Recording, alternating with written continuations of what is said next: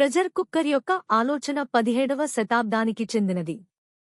Denis పాపిన్ అనే French భౌతిక శాస్త్రవేత్త డైజెస్టర్ అనే పరికరాన్ని కనిపెట్టాడు.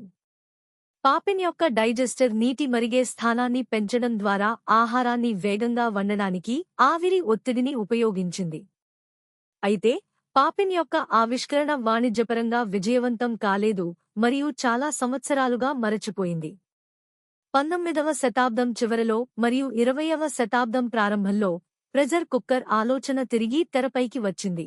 1918లో స్పెయిన్కు చెందిన జోస్ అల్కిక్ ప్రెజర్ కుక్కర్ కోసం పేటెంట్ పొందాడు.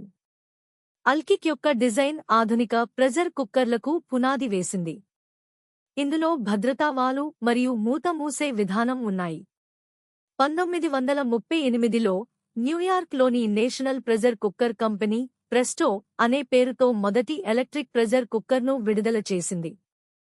రెండవ ప్రపంచ యుద్ధ సమయంలో ప్రెజర్ కుక్కర్లు ఆహారాన్ని సంరక్షించడానికి మరియు వంట సమయాన్ని తగ్గించడానికి ప్రజాదరణ పొందాయి. 1950లలో ప్రెజర్ కుక్కర్లు పాశ్చాత్య దేశాలలో గృహోపకరణాలుగా విస్తృతంగా ఉపయోగించబడ్డాయి. భారతదేశంలో ప్రెజర్ కుక్కర్లు 20వ శతాబ్దం మధ్యలో ప్రవేశపెట్టబడ్డాయి మరియు త్వరగా ఒక ప్రధాన వంట పరికరంగా మారాయి. భారతీయ వంటకాలలో ప్రెజర్ కుక్కర్లు పప్పు, బియ్యం, కూరలు మరియు మాంసం వంటకాల తయారీలో కీలక పాత్ర పోషిస్తాయి.